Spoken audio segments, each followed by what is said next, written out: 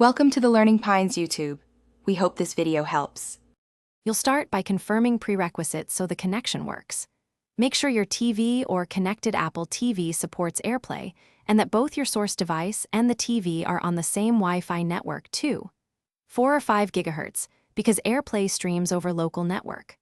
Once done, turn on Bluetooth for easier discovery and update iOS, iPad OS, or Mac OS to the latest version. Now open Control Center on your device or click the Airplay icon on Mac to begin the first connection step.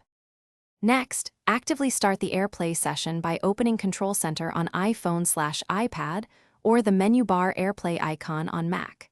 Tap Screen Mirroring or the App Share Airplay button, then select your TV or Apple TV from the device list. The name typically shows the room or model.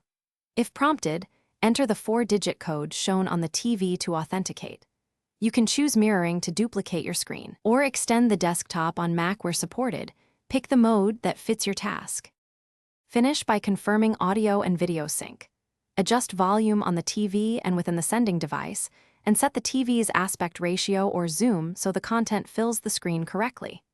If you need more stability, connect the TV or Apple TV to Ethernet and keep your source device on Wi-Fi. If Airplay fails, restart both devices, disable any guest or client isolation on your router, and rejoin the same network. That usually resolves authentication or discovery issues fast. Thanks for watching. Consider subscribing if we helped you.